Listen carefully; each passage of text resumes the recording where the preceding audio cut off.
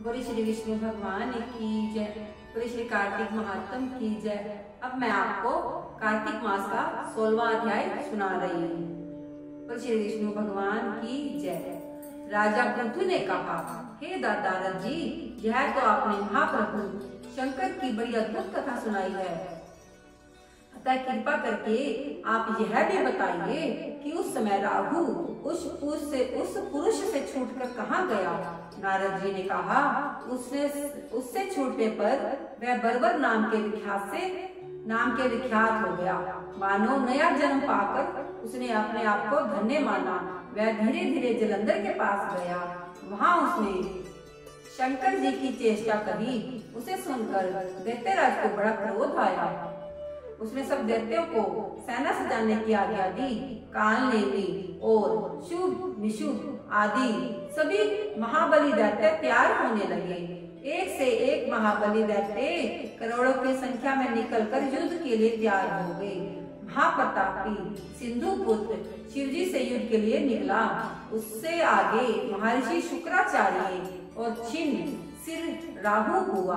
फिर तो उसी समय जलंधर का मुकुट खिसक कर धरती पर पड़ गया और आकाश में मेघ छा गए। बड़े अपशकुन होने लगे।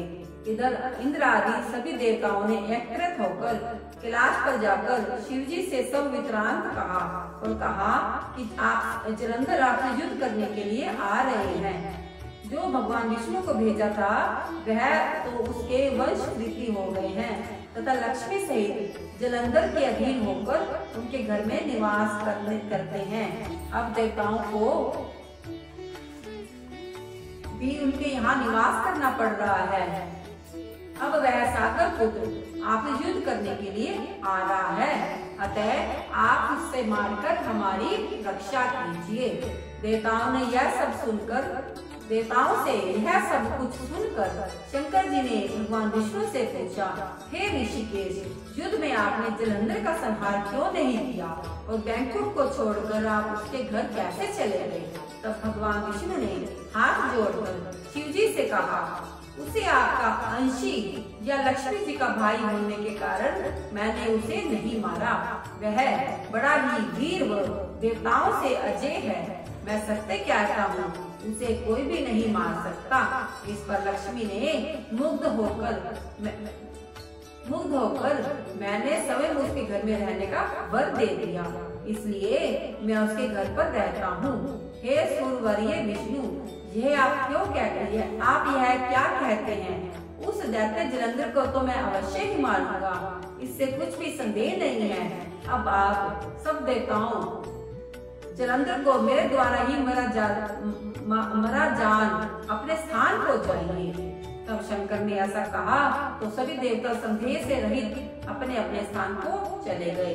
ठीक उसी समय पराक्रमी जलंधर अपनी विशाल सेना के साथ कैलाश पर्वत को घेर के सिंहनाद करते हुए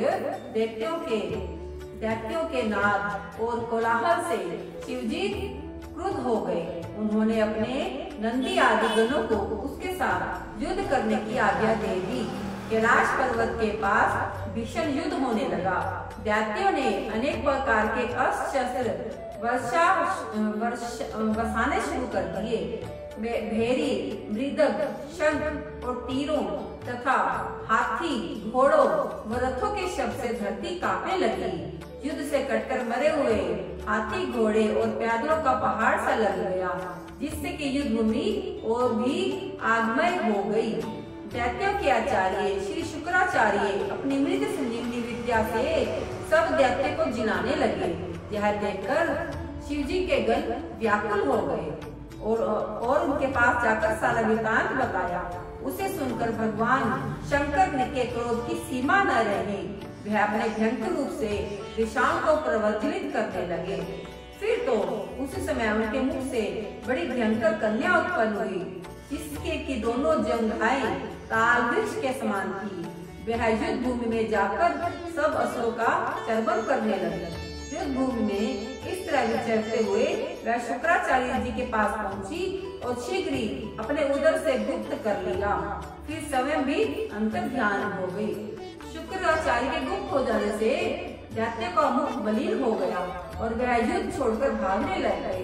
इस पर अनेक शुभ निशुभ कालनेमी आदि सेनापतियों ने भागते हुए वीरों को पकड़कर रोक कर शिव गणों पर बड़ा कठिन प्रहार किया। और ऐसा ही शिव जी के नंदी आदि वीर गणों, जिनमें गणेश और स्वामी कार्तिकेय भी थे, अपने गणों को रोककर दैत्यों से विषम युद्ध करने लगे। बोले श्री विष्णु भगवान की जय। 16वां अध्याय समाप्त।